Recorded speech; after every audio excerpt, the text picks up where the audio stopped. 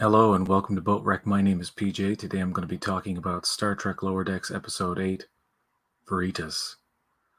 The episode opens on the Cerritos in orbit of a planet called Ketuvin Prime. And on the surface we see Boimler, Mariner, Tendi, and Rutherford in some sort of silo, which they believe to be a prison. The platform on which they stand then begins to rise, and of course they get very worried.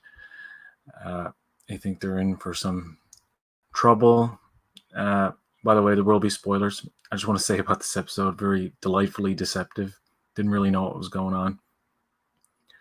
But, then it cuts to the credits. But after we come back from the credits, we see that they're in a room that kind of resembles the Klingon court, much like the one in Star Trek VI, The Undiscovered Country.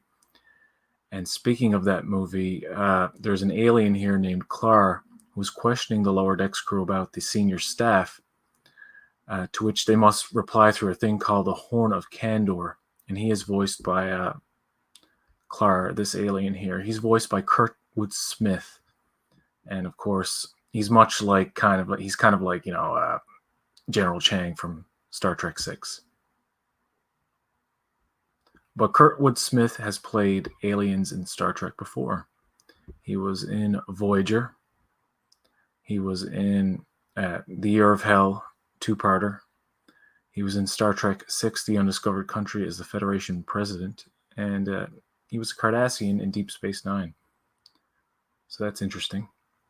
And Kurtwood Smith gives a very energetic performance. You can tell in his voice that he's starting to age. But hello, Earl Grey Trekkie. Yes, it was a pretty good episode. It was better upon repeat. I didn't quite know what to make of it the first time, even though it was packed with references and a lot of jokes. Yeah, it's the show's just consistently good, right? So let's move on here. They're there in the Klingon room. It's not what you think it is. We'll get to that. But he starts with Mariner, and he's asking her about an event where the Cerritos made contact with the Clickage ship Twerk. And these are an insectoid species. And Mariner tells the story about the misunderstanding between her captain and the captain of the Twerk over an expression of gratitude. They took that the wrong way, and they gave her a map of the neutral zone, which she thanked them for, and then they got offended. And then Mariner misinterprets her mother's orders and fires a warning shot at the ship, to which the Twerk respond with weapons fire, and then Clara interrupts her, wanting to know about the map in the story. So everything he wants to know about in the story is about the Romulan stuff. And it turns out that he just wants the Lower Decks crew to praise the senior staff and to say how great they are for saving him.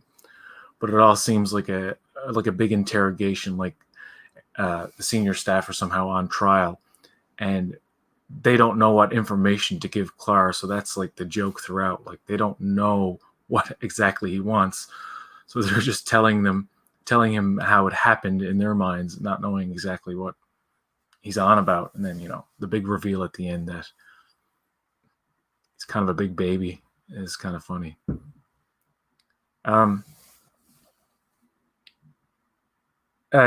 He doesn't believe her, basically, and he says he finds her in contempt, and they have this tank full of eels, or this vat full of eels that they lower people down in if they're disobedient. I don't know quite how this culture works, but when Boimler confirms that they knew nothing of the map, Mariner is spared. Cementin Rutherford, we find out Rutherford's first name, Cementin. He's questioned next about a different day, which involved him having to upload some Romulan stuff into his brain.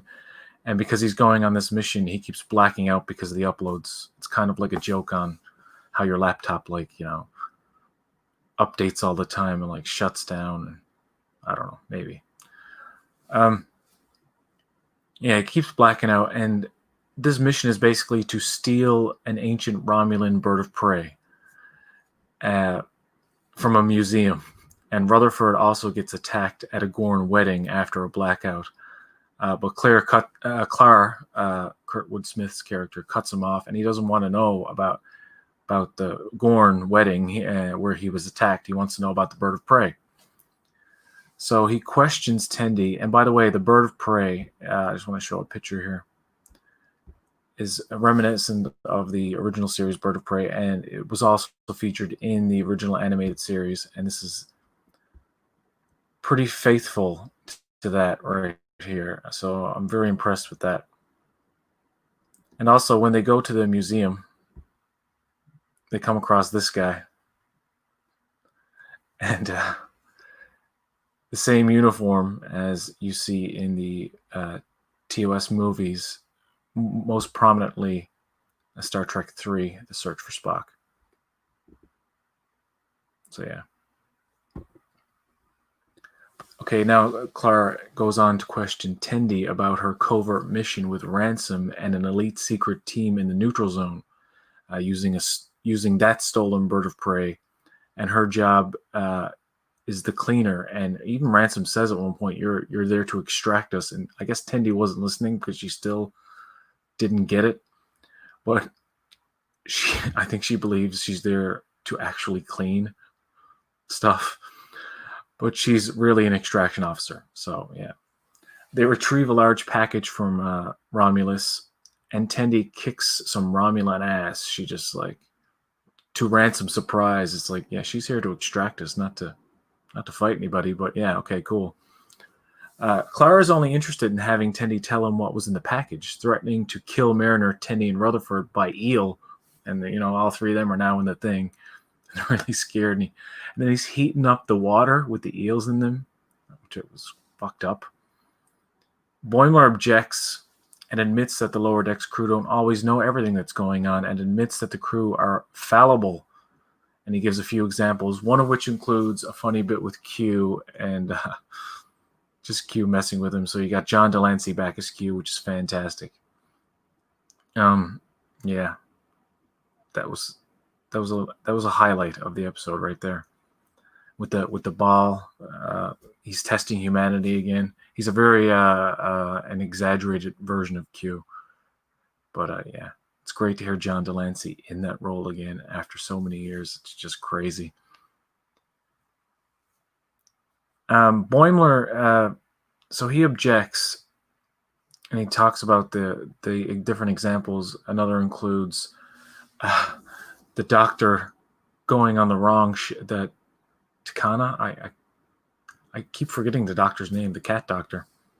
But anyway, one of the funniest bits where she goes on a ship that looks exactly like the Cerritos with a crew that looks similar to the Cerritos, and she thinks like they're all imposters because nobody knows who she is. And it turns out she's just on the wrong ship. And she's like, they all fucking look the same. So that was, yeah, it was funny. There's also a bit with Ransom on a date with a salt vampire. That was crazy. Here, I just want to show an image there. And Mariner warns him, and he's like, no. It's cool. But yeah, we get John Delancey back as Q, which is, it's no big deal. I mean, he's in it in the toward the end, and in the middle, say, and not toward. He's 2 parts toward the end. Let's just say that, and that's what he looks like in the show, and very faithful to what he actually looked like in Encounter at Farpoint and All Good Things. So there you go. So then, Boimler calls out that this is a trial a sham trial, and he says drumhead at the end, and he drops the mic, so to speak. He drops the horn, and drumhead is a reference to the TNG episode from season 3, probably one of the best episodes of TNG. He also makes a reference to Giant Spock. Yeah. Giant Spock from the the animated episode. The name escapes me. The Infinite Spock. There you go. Yeah.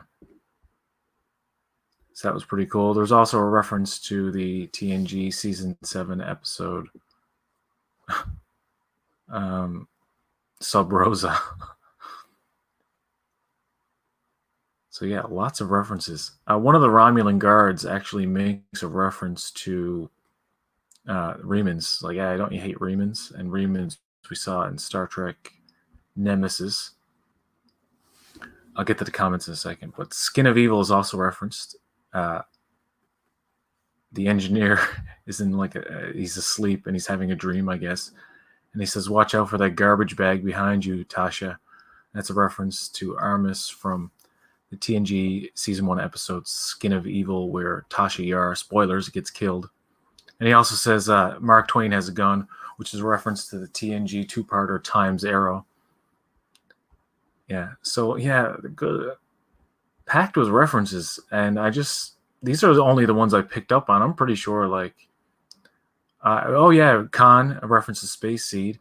Roga Dinar, which I had to look up because Mariner makes a point. He's not as well known as you think. But he's from what episode is he from?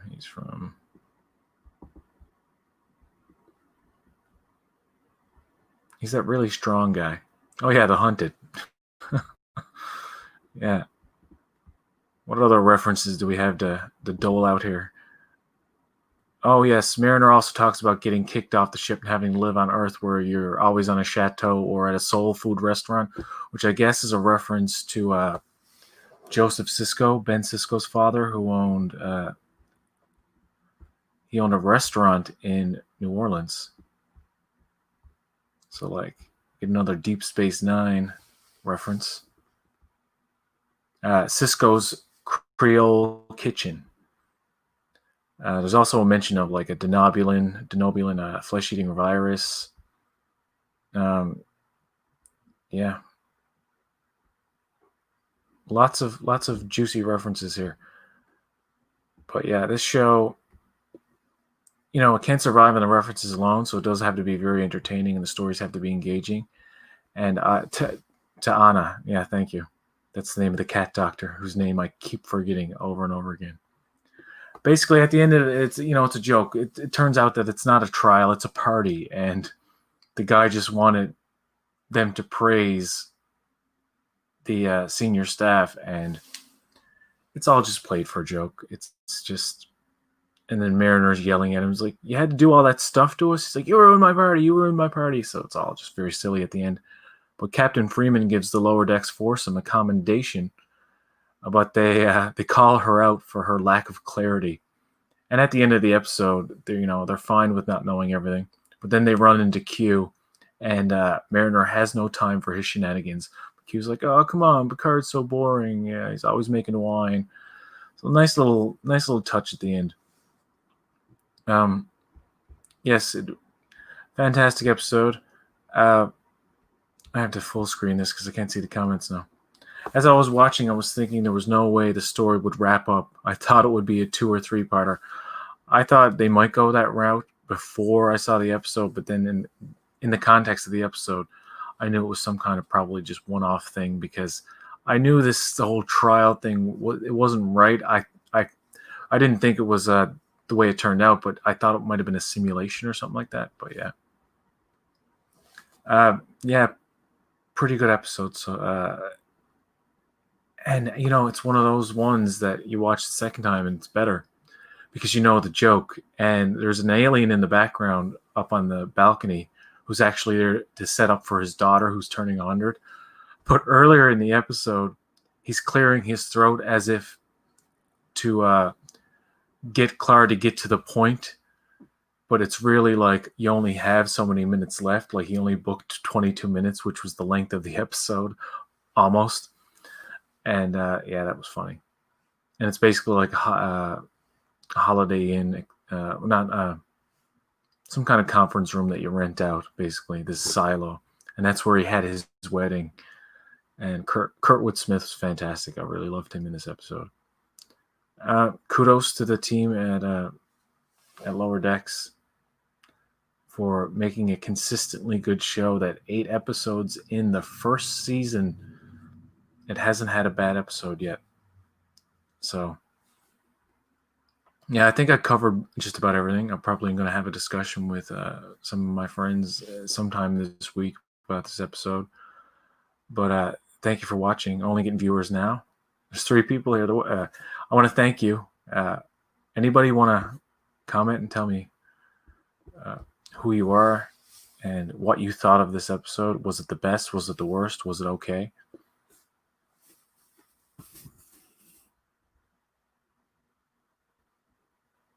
Did I get all the references? I probably didn't. I tried to pick up as many as I could.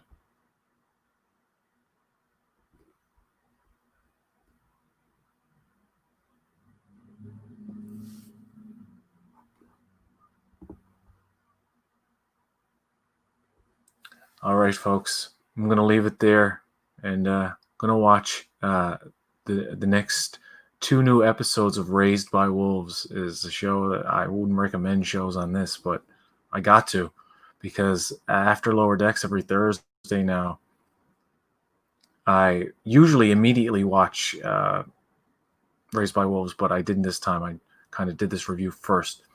Alexander Sandrew is here. I came to ask you if you saw Raised by Wolves yet. I haven't seen it yet. I've got to see the next 2 episodes. And then there's one more to go after that. So, very good show. Surprisingly good.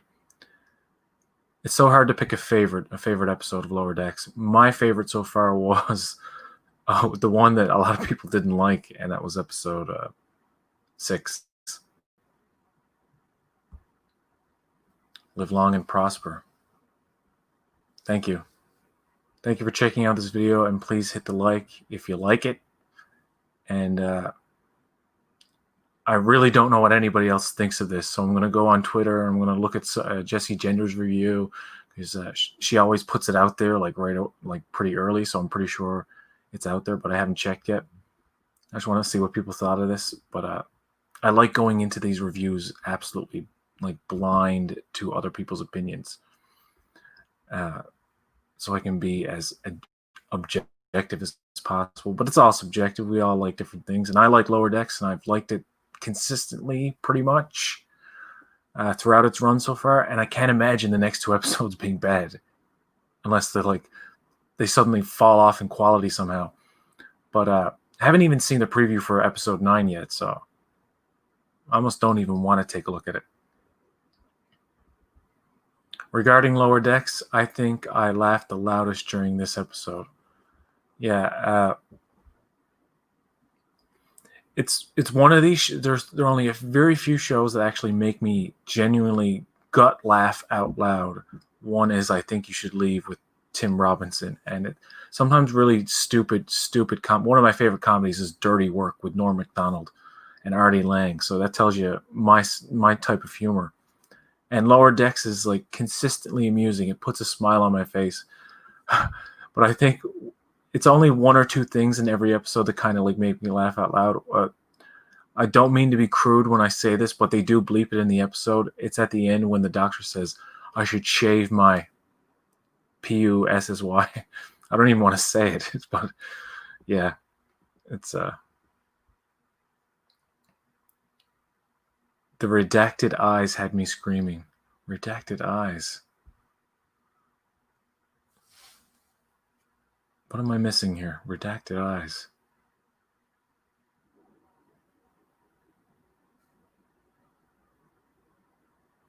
Are you talking about the pupils on the aliens in the episode? Redacted eyes. I can't quite. I'm drawing a blank on that one. I'm sorry. I saw the episode twice. I watched it once, and then I watched it a second time for notes. I must have missed that. Oh, when Tendi is testifying. Oh, the redacted eye. Oh, the bar over the eyes. Okay. I was picturing something else. Yeah. There's a funny bits in there where they they cover over. Oh yes, and I forgot to talk about the funniest bit in the show. I almost left a review when we're not talking about it. I'll get to that in a second. Yeah, the covering over the eyes, which I never understood in the trailers, like why they would do that, but it's just her not revealing the identities of the people, and they bleep over words that don't need to be bleeped, like Rom, bleep, Yulin, like stuff like that. So that was funny.